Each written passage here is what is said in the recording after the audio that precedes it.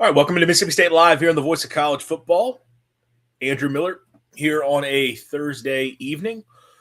And yeah, it's call-in show time.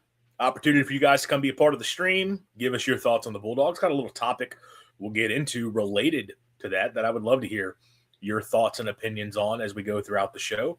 Probably not going to be a super long stream tonight. We'll probably be pretty straightforward through it, but yeah, we're going to talk a little bit about, can Mississippi State find their inner Indiana? The Indiana Hoosiers are national champions in college football. One of the worst programs in college football history has completed one of the craziest turnarounds we've ever seen with the Hoosiers winning a title.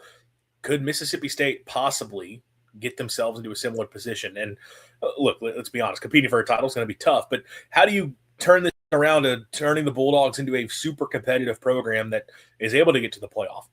Can you replicate some of Indiana's success? What actually worked? What did Indiana actually do? We're going to get into some of that in tonight's episode. But obviously, if you guys have thoughts on that, we would love to hear. If you have thoughts on State in the transfer portal, we would love to hear those as well. So if you would like to and to join the stream, we have a link pinned to the top of the chat, also in the description to the video. Just keep the camera turned off and we'll bring you on stage and we can have a discussion about anything related to Mississippi State football here on tonight's show. We'll also do a little bit of a portal update here right off the jump because State does have some significant portal news here early with another commitment. Not the commitment that everybody was waiting for and hoping for, but an interesting commitment at that. So we'll certainly get into that here in just a second. But for those of you who are tuning in, if you could leave us a like on the video, subscribe to the channel if you are not already, and have those notifications turned on so you do know when we do go live. And of course, as always, if you could possibly share our channel, tell all the Mississippi State friends in your life about what we're doing here at Mississippi State on the Voice of College Football and bring them over. Let's keep this thing growing. So State gets another transfer portal commitment, one that was not at all expected, one that we were not discussing. There's been so much talk about offensive line, particularly with the chasing of Jordan Seaton. As we're doing this, I had forgotten in the moment that State did get a significant pickup already in Brandon Snee, so I'll make sure I get into that. But I wanted to hit the interesting ad here first. State adds Jaden Rashada out of the transfer portal from Sacramento State, a name that is very familiar to most college football fans, at least if you keep up with the sport. This is a guy who was a borderline five-star prospect coming out of high school back in the 2023 class. I believe this is the player who was going to go to Florida and had a deal in place to go to Florida and ends up not taking Florida did not pay him what he had allegedly agreed to from an NIL standpoint. He then commits to Miami, ends up signing with Arizona State of all places, gets thrown into a starting role as a true freshman, doesn't go particularly well for him, then transfers to Georgia for a year as a kind of a deal. While he was, by the way, it was like actively suing Florida. That was like a whole thing going on. Transfers to Georgia to go sit for a year, and the idea was he was going to go get some experience and just kind of learn. Then hits the portal and follows Brennan Marion out to Sacramento State and was expected to be the starting quarterback there, go run the go-go offense. Doesn't happen. He does not become the starter at Sac State and ends up hitting the portal once again and now lands at Mississippi State, which is a very interesting landing spot for him. Apparently, Levy was very interested in Rashada just a couple of years ago when State ultimately landed on Blake Shapen as their quarterback. Thought Rashada would be the guy. And look, a guy that is a super high talent, that's for sure. Not the biggest in the world. He's tall. He's 6'4", but about 180. So it's a slender frame, but he does have the height on him. He has some really nice arm talent, can sort of sling the football around and do so pretty effortlessly, and can definitely push the ball downfield, has a quick release, those type of things you want to look for. Not a dual threat, and not a guy that's going to run the football a lot, but does have some mobility to him and can have some escapability in the pocket when there is pass rush there, and then make some plays with his legs, but not a guy that you're going to call a ton of rushing plays for. But look, a good athlete overall and a good player overall from a talent standpoint in terms of what he brings to the table. Now, as a QB, he has struggled, right? Like I said, at Arizona State, it was not going well for him before he ultimately, was not the guy there. goes and sits for a year at Georgia, couldn't win the job at Sac State. Is this a guy that you really look at as a player that's going to be a starting quarterback for a power conference program anytime soon? Probably not. It's still a very interesting addition, and not one that I think any of us were forecasting. We understood coming into this portal cycle, Mississippi State was going to have to take a transfer quarterback. You needed to have 3 scholarship quarterbacks on the roster. You had Camario coming back. You're bringing in Brody McQuarter as a true freshman. Who's going to be the third guy in the room? And you knew you needed to be a transfer, and you ideally wanted somebody with some playing experience. You wanted to have somebody that if you had to go to a number 2 quarterback, because God forbid something happened to Camario, you would like to have a QB that has been there, done it, has gotten in a game. And we talked about it. State's pickings were going to be slim. Right? The quarterback portal market, there's no shortage of quarterbacks available in the portal. The problem is every single quarterback in the portal thinks that they are going somewhere to be the starting quarterback either this year or if it's a young guy, well, maybe the next year. Transfer quarterbacks are not leaving to go and sit on the bench for an extended period of time, especially at the end of their careers. You talk about wanting a guy with some game experience.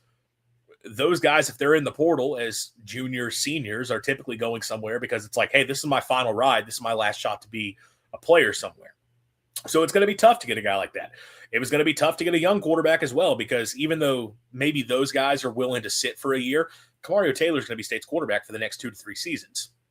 So it's not like your path to playing time anytime soon. It would be a deal there. So we knew State had limited options, and we kind of settled on you're probably going to have to take a player who has been to multiple schools. It hasn't worked out for them. They're at the end of their career, and they recognize, man, I've had my playing days.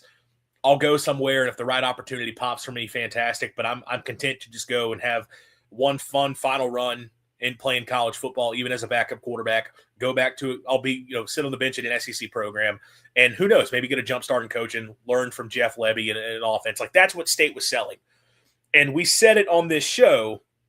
Just running down the list of quarterbacks, who would be the type of guy to go to, and I happened to notice A.J. Swan, and I was like, oh. That would actually make a lot of sense. I don't know it's going to be A.J. Swan, but a guy like A.J. Swan. Well, Mississippi State gets A.J. Swan, right? And he fits the mold perfectly. A veteran quarterback, has been in the SEC at multiple programs, has been an SEC starter, and at his best was playing pretty well when he was at Vanderbilt. Plenty of game experience, guy who's been around, someone who you trust. If something happens to Camario and you have to turn the reins over to another quarterback, he can come in and sort of right the ship. That said, a very limited skill set with A.J. Swan. It's not like you're talking about a guy who is super athletic. It's not like you're talking about a guy that's got just a ton of natural arm talent. A pretty good passer, but very much a just steady the ship type guy, go in and execute the offense type player, which is probably what you're going to be looking to. I think clearly what Lebby is looking at here by bringing in Jaden Rashada is wanting some competition for that number 2 spot, but also wanting to have options. For all of Rashada's flaws as a player to this point, the talent is very much there with him. Like I said, there is great arm talent. He is not, again, a runner, but he is someone that has an escapability to him that A.J. Swan does not have. That was something that people were concerned about when State took A.J. Swan is, State fans just in general have this belief of we've got to have a dual threat quarterback. And I understand where a lot of it comes from. And especially – it can be beneficial. And within this system, there's the dynamic there that's fantastic to have. But a lot of it comes down to the fact that we've seen the guys that State has had these last few years that have not been great at running, or even more so, had struggles escaping in the pocket. Blake Shapen in the open field could actually move a little bit. It's not like Blake Shapen couldn't run at all. The problem was Blake Shapen in the pocket, when you get pressure on him, couldn't escape it. Struggled with that mightily. And knowing State struggles along the offensive line, which of course they're trying to address, but has not been officially handled here just yet. If you had to turn it over to A.J. Swan, are you just screwed from a pass rush standpoint? Adding Jaden Rashada gives you a guy who, in theory, can handle that a little bit better. And I want to continue to reiterate, Jaden Rashada is not a dual threat quarterback. This is not a guy that you're bringing him in where you can run the exact same offense you're running with Camario. You're not going to call a bunch of quarterback run with him. I would say that if he's in the game, Jeff Lebby is going to call quarterback run with all of his – he would call it with A.J. Swan because that's just something Lebby does. It's a part of what he does within the offense. But he is someone that you would feel confident, hey, if there's pressure, he could make a play and still find a way to get out of it. And he's got the arm talent that, look, maybe you put him in a system like this and with the surrounding pieces State's going to have from a skill talent standpoint, and maybe Jaden Rashada you could in theory say that he's in the best situation he's been in his career. Obviously, some of that hinges on whether or not State does figure out the offensive line.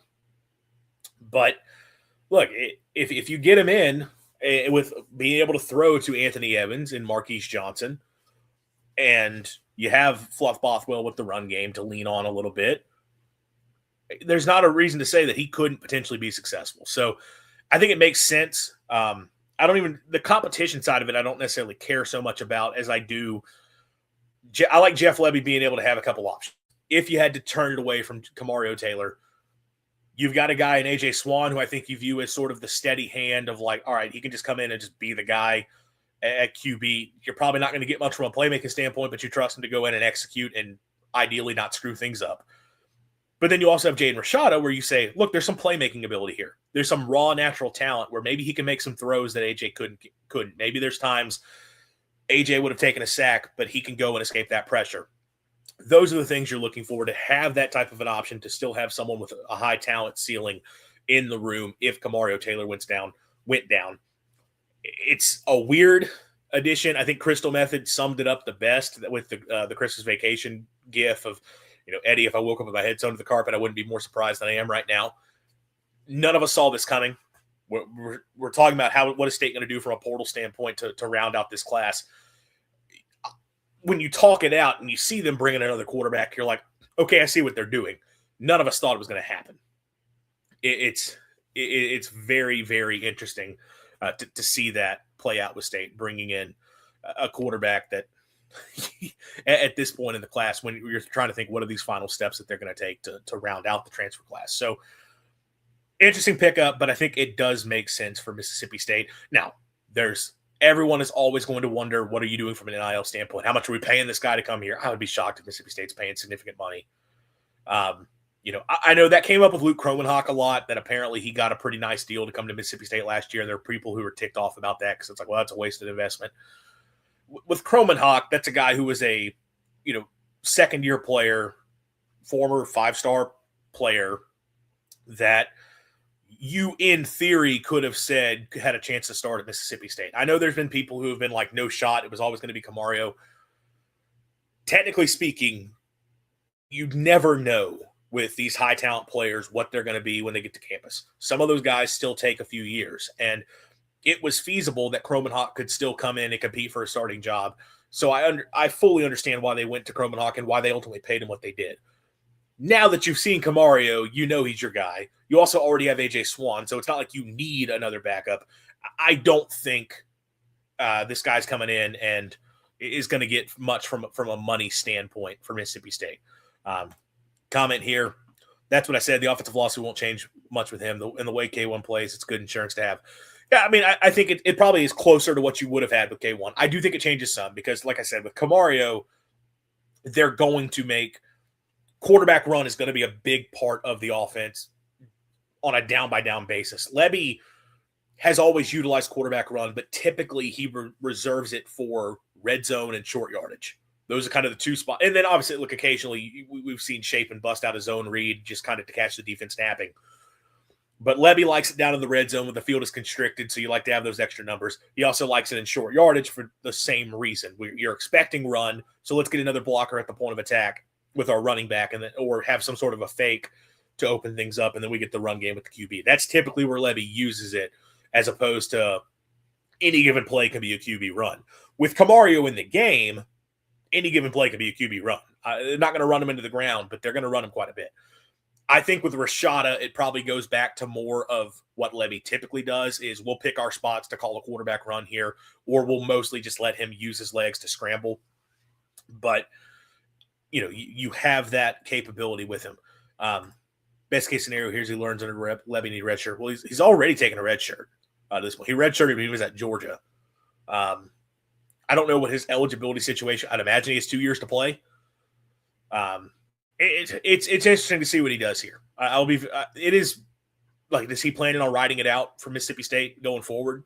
Because, again, Kamaru is going to be your guy for at least the next 2 seasons, you would think. So, but look, it's a good pickup. I don't hate the move of bringing him in. Again, this is a call-in show, so hey, opportunity. If any of you guys want to come and be a part of the action, give us your thoughts. I do have a little bit of a different topic to get into, although we spent 15 minutes talking about a backup quarterback, so maybe we'll keep the Indiana stuff limited, even though that's the headline to the episode.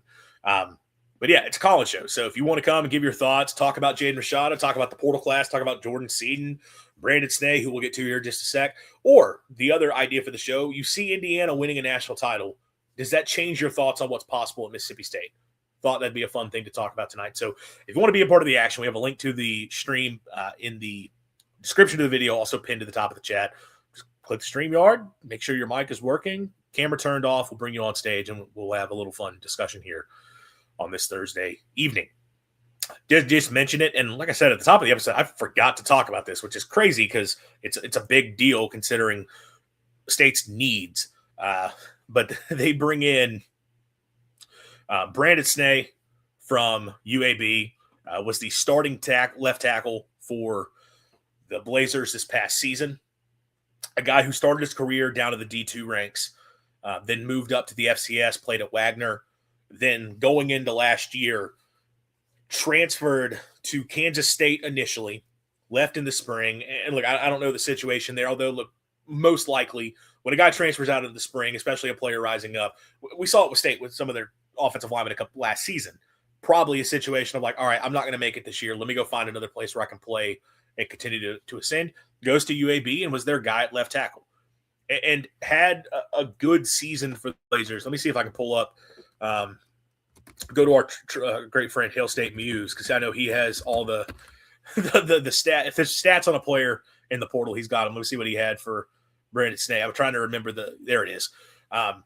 Started 11 games at left tackle, 78.2 pass block grade from PFF, which is solid. That's a good grade. I think PFSN, so the guys who were doing those grades for Kelly Jones throughout the season that were putting Kelly as one of the top corners in the country, I think they had him as like a top 6 tackle in the American Conference, something like that.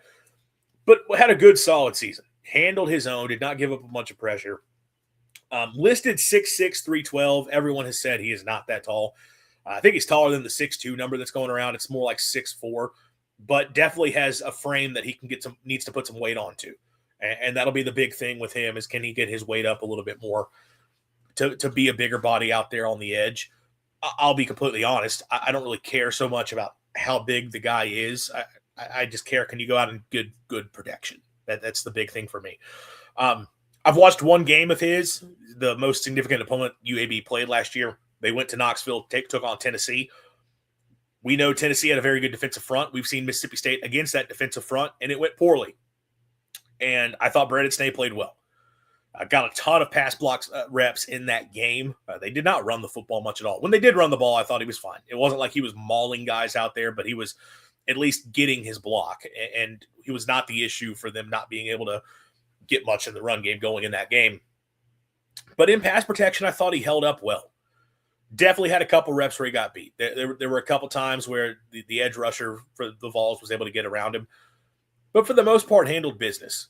And it wasn't like on a play-by-play basis. Tennessee is like, man, he's just getting knocked back, and UAB is just having to scheme around this. And look, UAB definitely, there was a lot of trying to get the ball out quick. They moved the pocket. They broke out the ninja formation multiple times. If y'all remember, if y'all have heard the ninja formation with Mike Leach, I know it's in the old NCAA football playbooks. I think it's the monster formation, where they would you split offensive linemen out wide. Like you keep like 3 linemen in with a quarterback and maybe a running back, and then you put multiple linemen out, and you have wide receivers behind them for screen passes. In Indy, they were playing snaps out of that throughout the game, which was very interesting. So they were definitely trying to scheme some stuff up, which takes pressure off your O-line. So maybe he was not in the same scenarios you would typically see. But again, he still got plenty of pass block reps and played pretty well in that game. So we've seen him go against SEC competition and play well.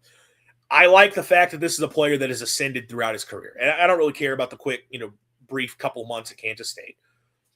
guys who have started a lot of games and continue to ascend and take on other roles elsewhere, those are players I am interested in bringing into the program.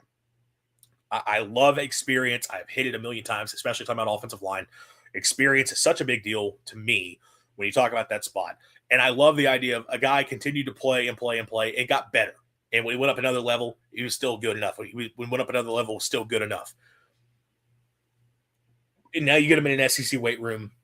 Ideally, you do bulk him up a little bit because that stuff does matter, but the production is what matters the most to me. This feels like a solid addition for Mississippi State at left tackle. And look, this is a kid that other SEC programs were wanting. Auburn and Oklahoma were very much interested in this kid. So it's not like you're on an island here taking a player that nobody else wanted. Brandon Snee is a good pickup for Mississippi State. And as it stands currently, is the guy that you would expect is going to step in and be your left tackle for next season, or at least compete for the job. Obviously, the elephant in the room, quite literally an elephant, considering how big he is what happens with Jordan Seaton. Can you find a way to get home there? And I know some of the latest reports today still suggest State is firmly in the mix here, despite national guys not wanting to give the Bulldogs any credit whatsoever. And it's like it pains them, the idea of putting Mississippi State on a graphic alongside LSU, Miami, Oregon. But State's in the mix. And maybe we find out within the next couple minutes as I'm doing this show that he commits to, I think Oregon's the team that has the most steam behind them right now, which is surprising. I think a lot of us felt it was going to be an SEC. It was either going to be LSU or State.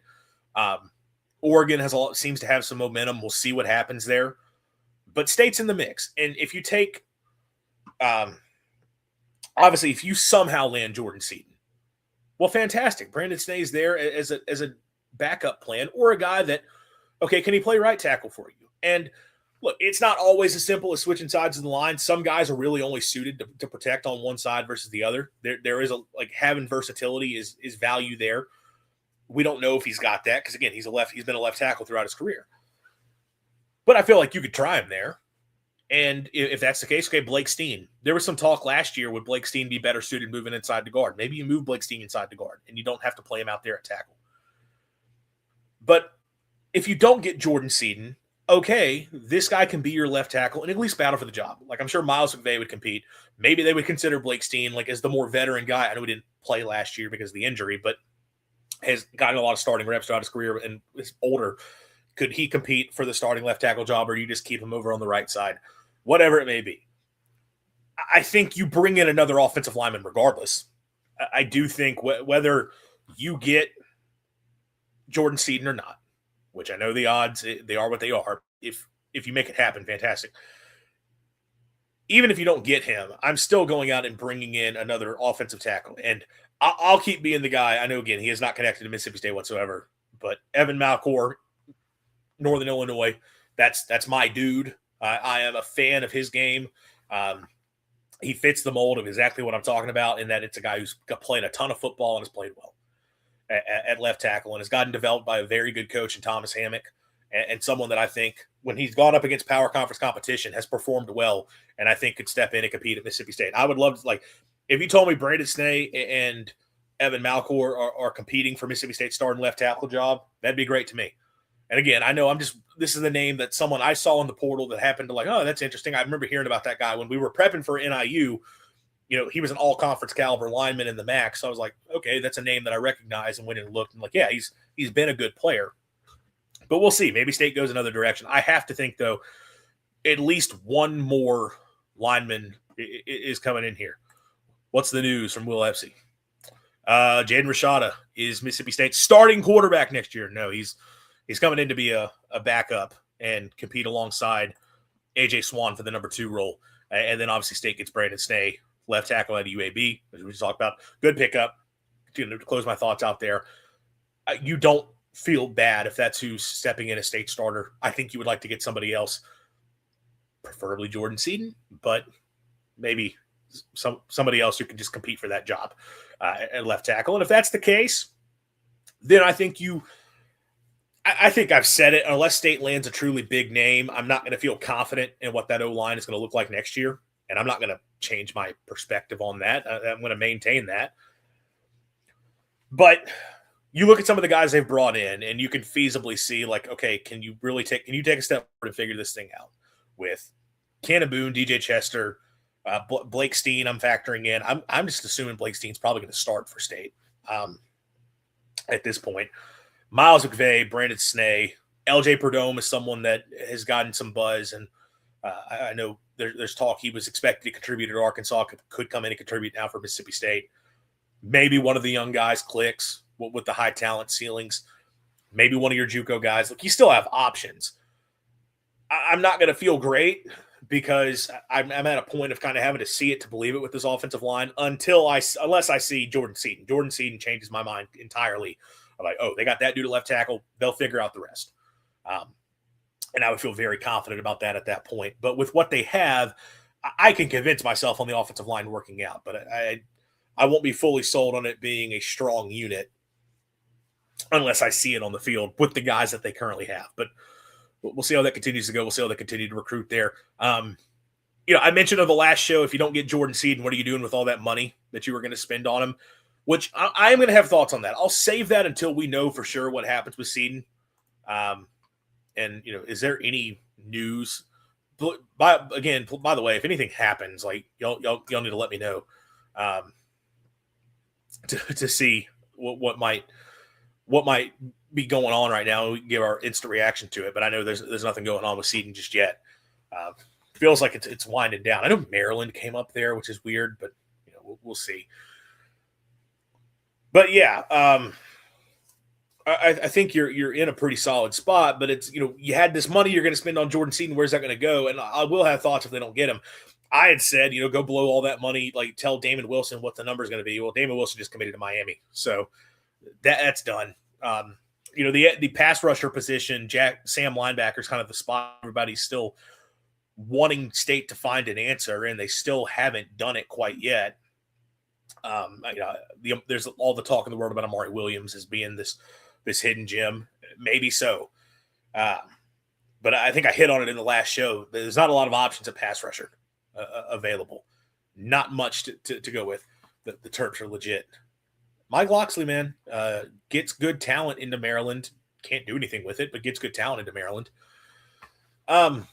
There's not premium pass rushers left available. Now, I did see Indiana had a defensive lineman hit the portal, a guy that I think made 5 starts for them this year and had a lot of stats. I don't know if it's an edge rusher, interior guy. I don't care. I would be interested.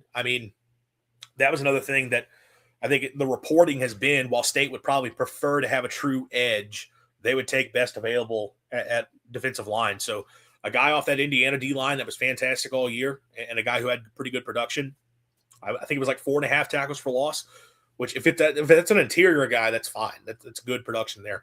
I would certainly take that. So, you make a play there. I still think you need to go out and find another defensive lineman. But it's interesting because we keep talking about, we want State to get, some have said tight end, some have said running back, some have said, whatever. And you look at the portal and it's like, well, who's available at this point? There's not a lot of guys out there. I should correct that. There's a lot of guys out there. There's not a lot of guys out there who are surefire, big-time talents in the portal. At this point, Seaton's the last one. Legitimately, I guess Miami had that running back hit that everybody's really excited about. So the next couple of days, depending on what happens with the national championship teams, that might change things up a little bit. But your options are dwindling in terms of impact players out of the portal, at least obvious impact. I guess anybody can step in to be an impact player depending on how they perform. But we've pretty much figured out where State's at. Like, either they're getting Jordan Seaton and you feel great about the offensive line, or they miss on him, take somebody else at O-line probably, and then you see where you go from there. We did get Javen James officially at Alabama, which is, I gave my extended thoughts. Check out SEC Live on the Voice of College Football. That was Wednesday night. I gave my extended thoughts on James there. And look, I tried to be fair. I didn't want to take a bunch of shots there. Look, the way I've described it is the same way that Mississippi State fans are talking about Javen James, and I've been guilty of it, so this is not me bashing the fan base. I'm including myself. The same way Mississippi State fans have talked about Javen James is the exact same way that LSU fans talked about DJ Chester. And in the same way that Mississippi State fans are excited to get DJ Chester, Alabama fans are excited to get Javen James. And I think James is going there. A lot of Bama people thinks he's going in to contribute. Now, I've seen it more. Clint Lamb, who we've talked about before, guy does a great job for Cover Crimson, covering the Tide, and also did a great job covering Mississippi State back in the preseason last year. I watched his breakdown on it, and he gave a fair, honest opinion on it. I know also Clint knows what he's doing when he's watching. And he said, he doesn't expect James to come in and be a starter, but he thinks he's probably your swing tackle for Alabama next year because his versatility, being able to play both left and right, having done that at State and at Akron. And look, he pointed out that he had some really rough games. We obviously understand that. I think James is a player you would have liked to have kept. I think the guy who was your starting left tackle, who, again, logged a lot of reps for you on both sides of the line of scrimmage, who is a big frame, is still young, could still develop. I think that's a guy you would have liked to have had to see what could have happened. And I also understand, State was within their right, though, to try to replace him. And if you're State, you also are within. It's understandable that you're not going to pay the high dollar figure to go keep that guy when he threatens to hit the portal. Transfer portal offensive line recruiting is crazy, and I'm not going to go into it again. I know I've done it for like the past 5 episodes. Portal offensive line recruiting is the epitome of one man's trash is another man's treasure. That is transfer portal recruiting in the offensive line. And that is not me. That's not a shot at Javen James. That's like Mississippi State is included in that. Like State's taken guys that other schools over the past few years on the offensive line that other schools are like, why on earth would we want him? LSU has done it. Alabama's currently doing it with multiple spots. You look at some of the transfers that teams bring in on the offensive line that like the new school is so excited about because like, hey, he's got playing experience. He was a starter in the previous school. It's all like, dude, he sucked. That's portal offensive line recruiting at the end of the day. Bulldog Mississippi saying things are getting sketchy. In which way? In reference to what? Or is that about Seton and Oregon and Nike? Because I know that's a thing going on, allegedly. I say allegedly. I mean, it's all legal these days, but it's just like there's not like official national reporting on any of that. There's just some of the tea leaves that have been put out there. I will say this with Javen James, if he goes to Alabama and is really good this year and Mississippi State struggles up front, that's a pretty big strike for Big Phil. And the same goes for Luke Work, Jimothy Lewis, Zach Owens. If any of those guys go and have successful seasons and State is not sound up front, people are going to be really, really justifiably PO'd. Now, if State's fine on the offensive line, it doesn't matter what those guys did. If you're successful here, okay, well, we brought guys in and it worked for us. All parties are happy. But if Javen James, especially James, because of the way that ended, if he goes to Bama and becomes Bama's starting left tackle and is like it doesn't have to even be an all-college performer. He's just a good starter for Bama out there. While State doesn't get what they need to at left tackle, that ain't going to be a good look. That's for sure. But we'll see what happens there. State's still got work to do on the offensive line of the portal.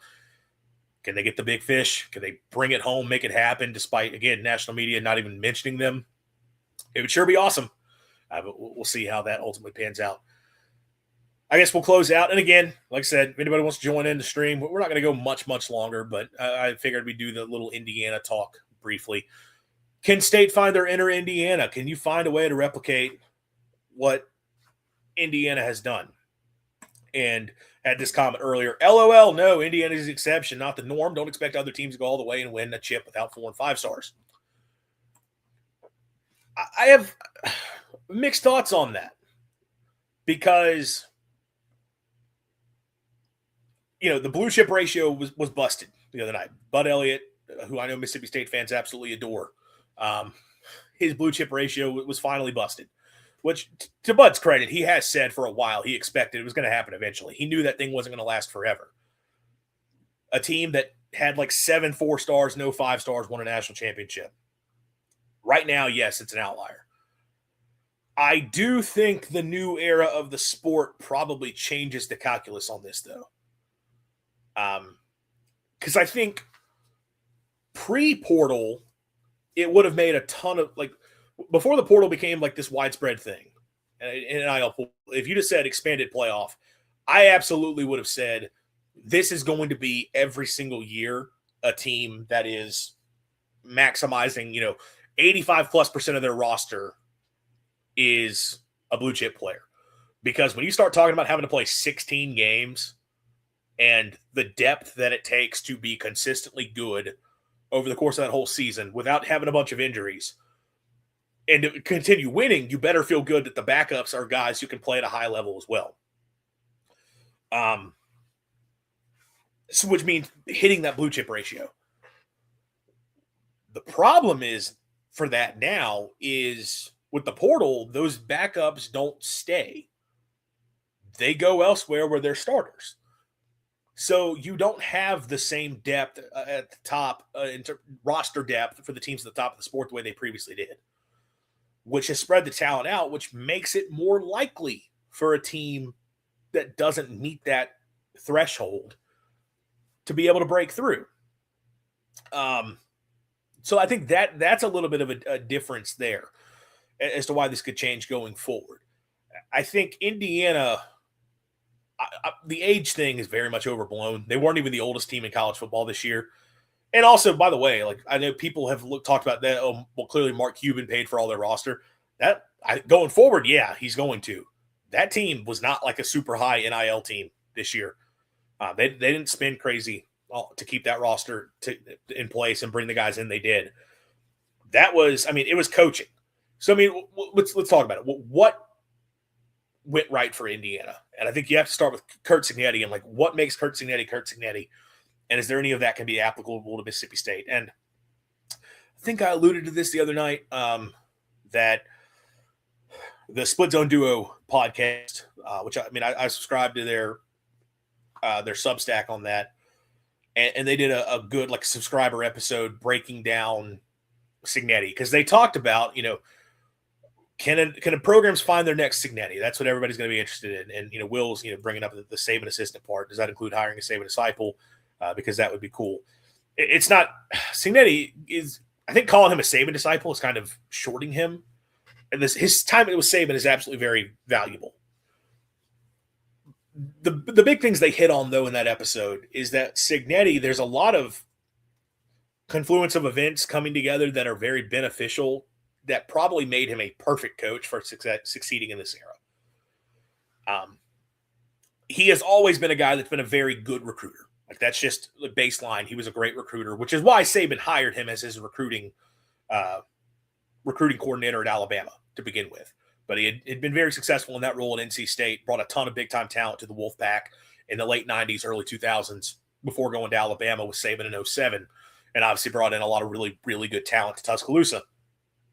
So he's always had a good eye for talent. And then I think it has been talked about, and this is where the Saban disciple stuff does apply some, is his time with Saban further refined his eye for talent and, like, understanding specific traits to look for in players and what makes a guy project as a successful player moving forward. So having that eye for talent and having an understanding for breaking down those traits that are projectable to success, that's a key part of it. That's a Cignetti thing. So you talk about replicating that. That's tough to do, but that was a big thing for him that helped him quite a bit.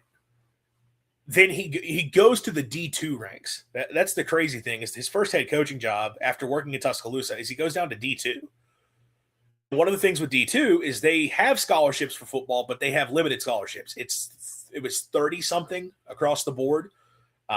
So it's not, the old 11.7 for baseball, but still for a football team, you're only working with, like, I think it was like 34 scholarships that you can divvy up. And in the same way you split up those scholarships.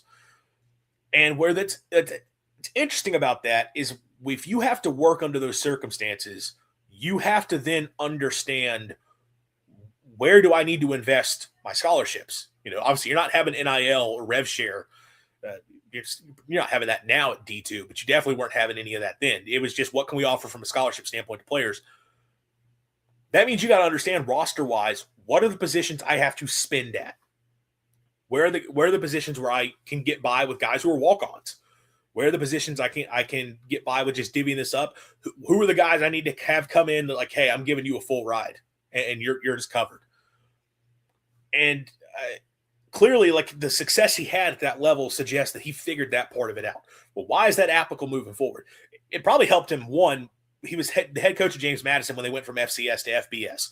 FCS, they do not have as many scholarships as FBS. So, like, that jump up, I'm sure he was able to apply some of that logic again there when he's building out the JMU roster to be as good as it possibly could be right away. And especially because some of those players are guys who now are key guys for this Indiana team. But all of that is especially valuable for the NIL era, where you're having to figure out, where are we going to spend on our roster? What are the positions we need to invest in? Where are the guys that we can get by with, hey, these guys are not going to be big money players, but we can expect them to come in and be successful. Obviously, his eye for talent and breaking down traits probably led to him bringing in some guys that other schools were not interested in whatsoever, who ended up becoming really good players and not having to pay much for them. That's probably part of it. But I'm sure he also had a great understanding of, like, this is the budget we have to work with. Here's how we have to split that up amongst the roster that we have and where it matters to spend.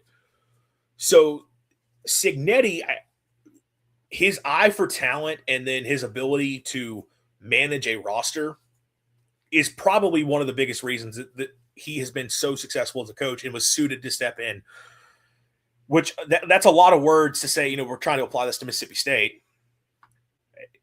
It's kind of just Curt Cignetti, right?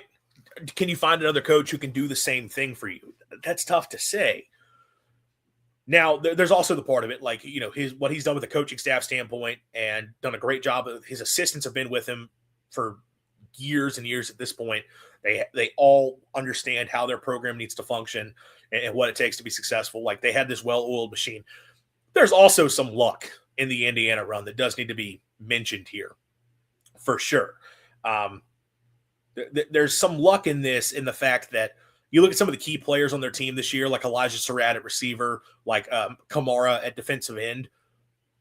The fact that those are guys that they got for multiple years moving forward, which plays in, I guess, in the old team thing. It's not like he brought all these guys up for 1 year going from JMU to Indiana. And we had the 1 year we were able to transport in all this talent and it just clicked for us perfectly. You got to have those guys multiple years. So he got to keep a lot of that roster together. Also, I think having some of the immediate success they did, and this is where I'm going to knock the previous team a little bit, but it helped this team. Indiana 2024, while a very good team and while still an insane coaching job, because I don't care what schedule they're playing, Indiana football does not win 11 football games. Indiana had a ridiculously easy schedule in Cignetti's first year.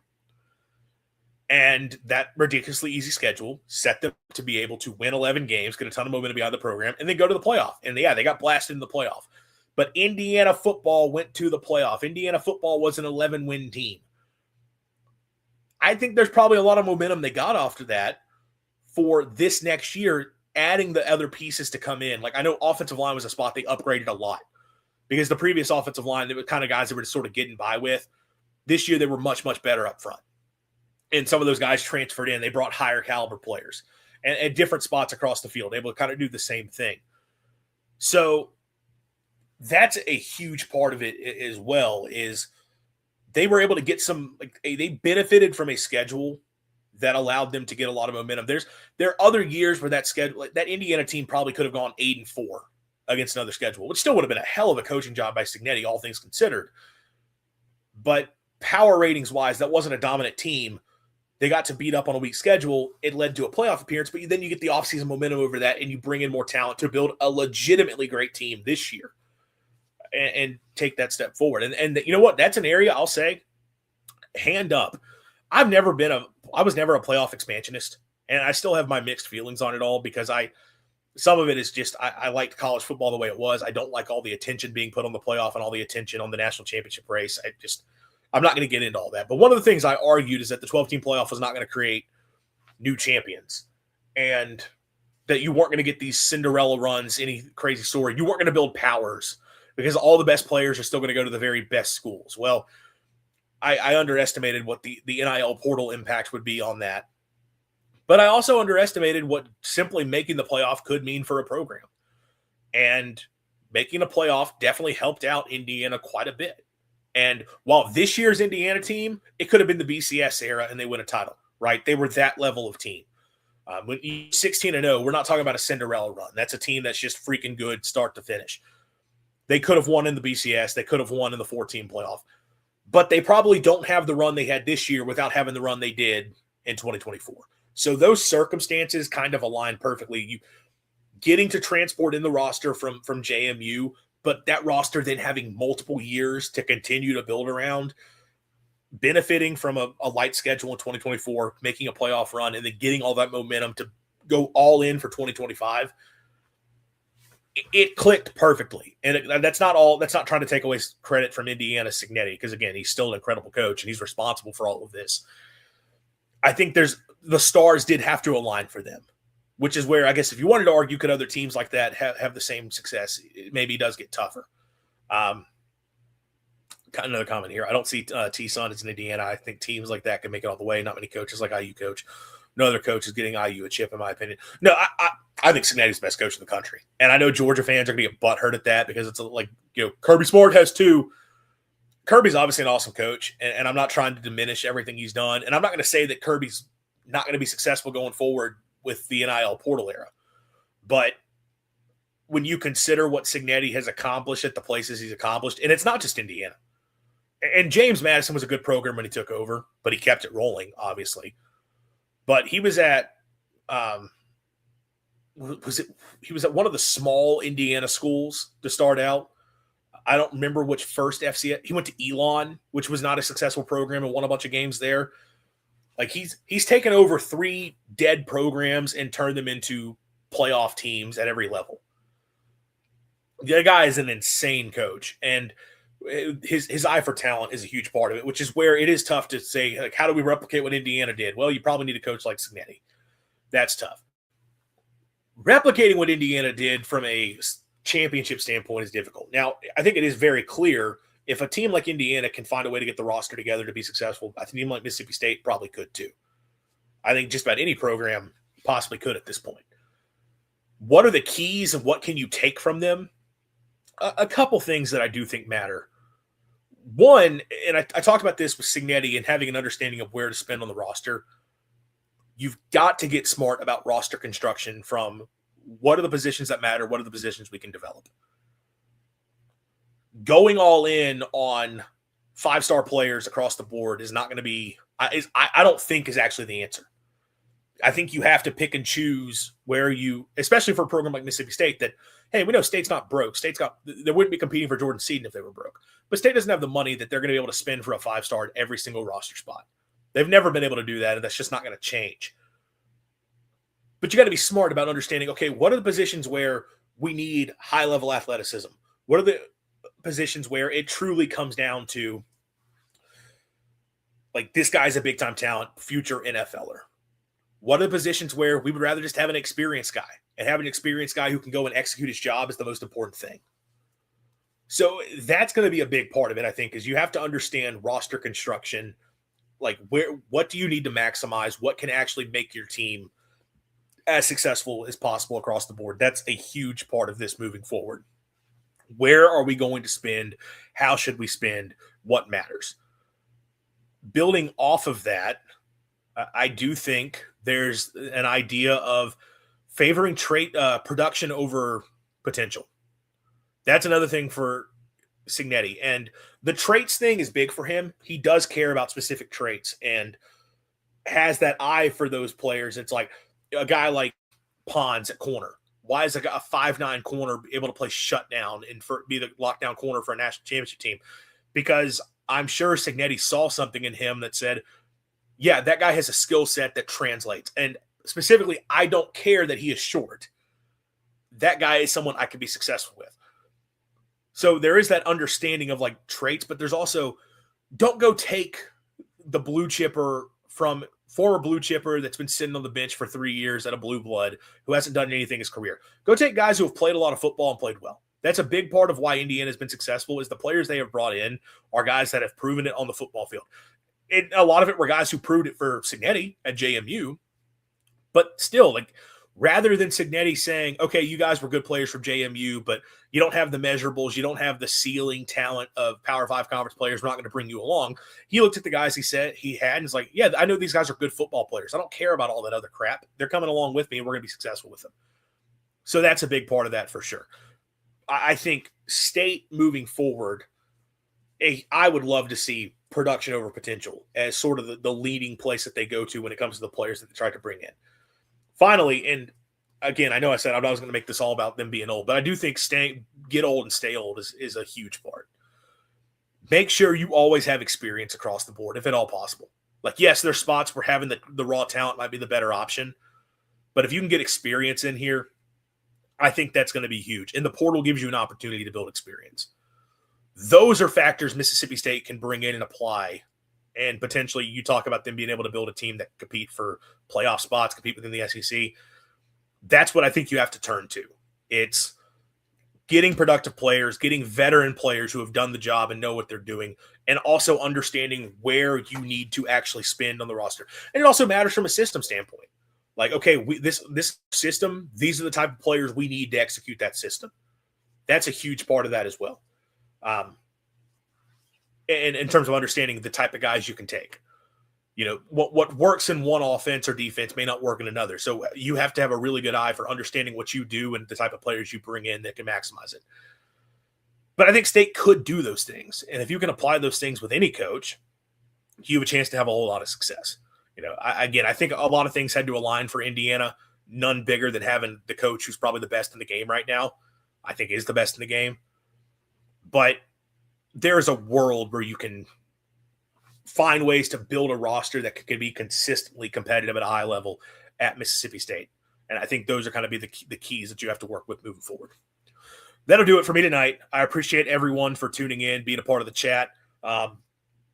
Great to have the interaction throughout. Nobody didn't get any calls tonight, but that's fine. I'm fine getting on here, just chatting about whatever.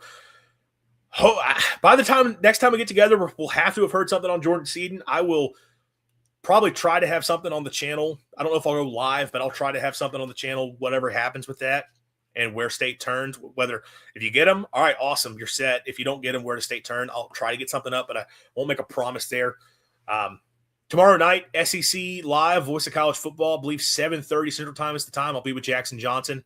Going to be doing some Mississippi State talk for a lot of the show, kind of bringing out where the Bulldogs are at going into the 2026 end of winter. We're in the offseason. I was going to say end of the offseason. We're in the offseason at this point. So check me out over there. Again, thanks to everybody for listening. If you haven't already, leave us a like on the video. Subscribe to the channel and turn those notifications on so you do know when we do go live. And as always, swing your sword and hail State. College football is even more exciting when you've got some action on the line, and the games are even better when you're cashing in. And the Voice of College Football is the place to be to get the greatest value. Start with my picks. 75% against the money line, 58% against the spread, and I've got a 40-plus year track record. 11-0 in the college football playoff for me last year against the money line, 8-3 against the spread. And I'm just the warm-up act. Steve Merrill of Wager Talk is our ace in the hole, show stopper. 7 years with the Voice of College Football, over 30 years in the industry. Steve gives us analysis on all the big games, but you can't miss Steve's weekly under-the-radar pick. 28-12 against the spread the last 3 years. You also get picks from some of our top analysts here at the Voice of College Football, including Corey Bratta, Matt Zemek, and Steve Dace.